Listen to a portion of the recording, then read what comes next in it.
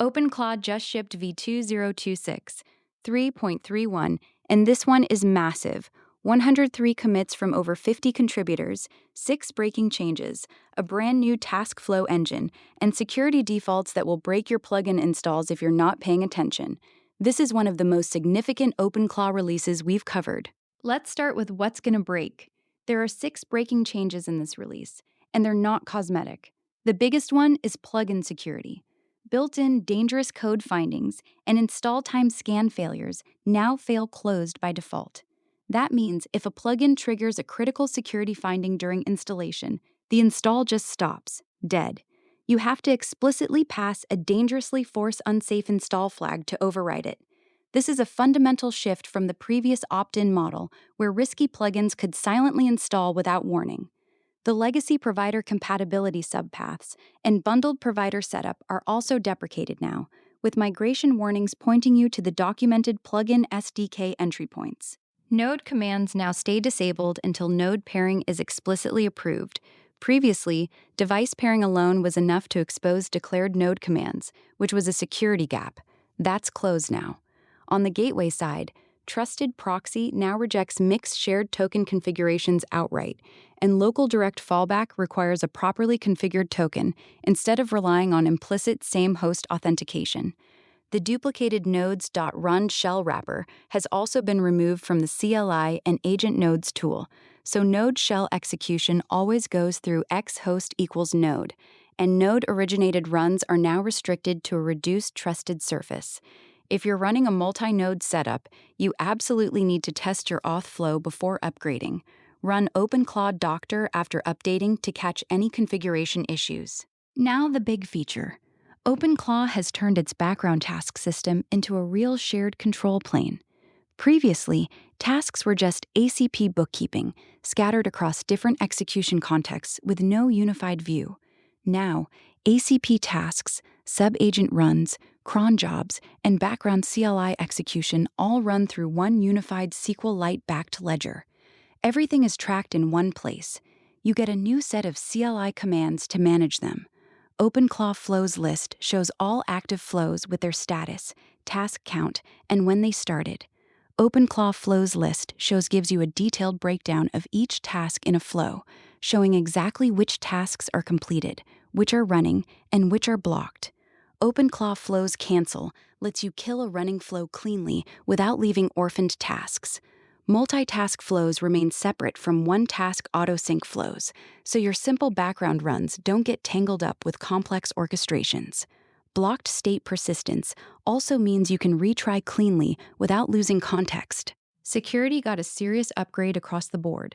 Beyond the fail-close plugin installs, there's a long list of hardening that matters. Exec event heartbeat runs no longer inherit owner-only tool access, which was a privilege escalation vector. HTTP tool invocation authorization is tightened for owner-only tools. A whole category of environment variable overrides are now blocked in host execution.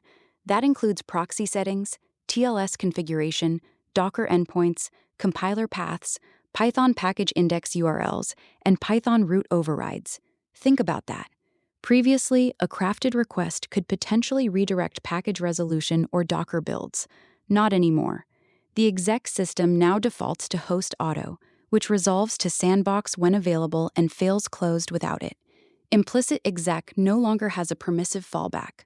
Browser origin header mismatches are rejected on trusted-proxy HTTP operator requests. Discord voice gets allow list enforcement so unauthorized users can't inject speech into voice channels. And awk and sed family binaries are removed from the low-risk safe bins fast path, which means they go through full approval now. Security researchers from Ant AI Security Lab contributed to several of these fixes. The channel ecosystem got a major expansion. QQBot is now a fully bundled channel plugin with first-class support, multi-account setup, secret ref-aware credentials so your tokens are properly managed, slash commands, reminders, and full media send and receive. This is a big deal for the Chinese market, where QQ has hundreds of millions of users. Line gets outbound media sends for images, video, and audio, complete with preview and tracking for video messages. Matrix picks up 3 big features. First, Optional room history context with per-agent watermarks, so your agent can see recent conversation history without flooding its context.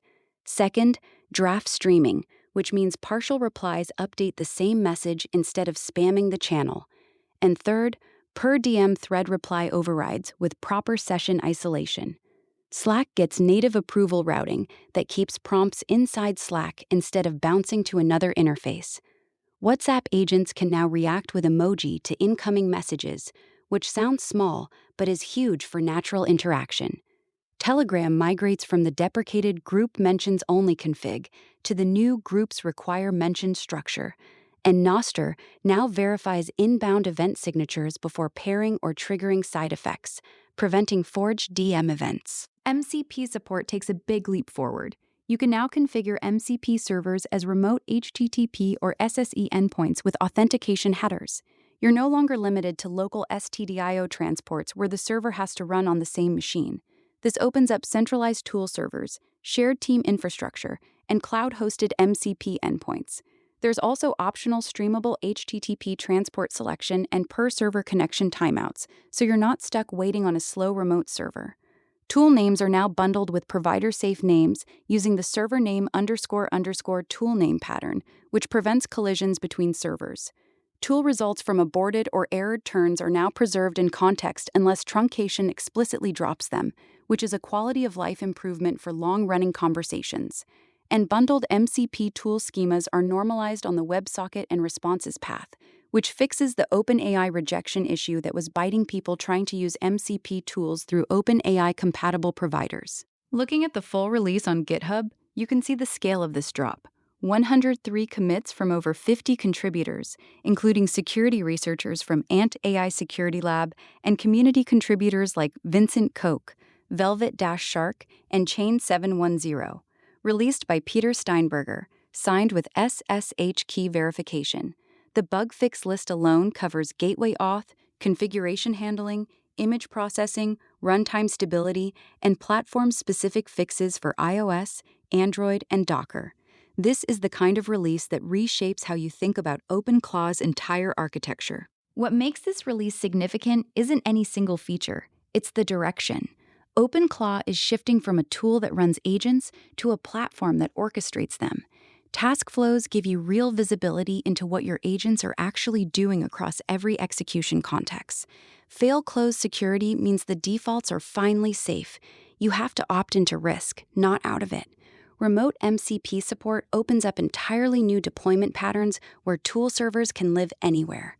The channel ecosystem now covers QQ, Line, Matrix, Slack, Discord, WhatsApp, Telegram, Nostra, and Faciu with meaningful improvements to each. And the bug fixes cover dozens of edge cases in gateway auth, configuration handling, image processing, and cross-platform compatibility. If you're running OpenClaw in production, plan your upgrade carefully around those 6 breaking changes. Run OpenClaw Doctor after updating, but don't wait too long. The security improvements alone make this release worth prioritizing immediately. That's OpenClaw v2026.3.31. Link to the full release notes in the description. If you're part of the OpenClaw ecosystem, subscribe for every release breakdown from Prism Labs.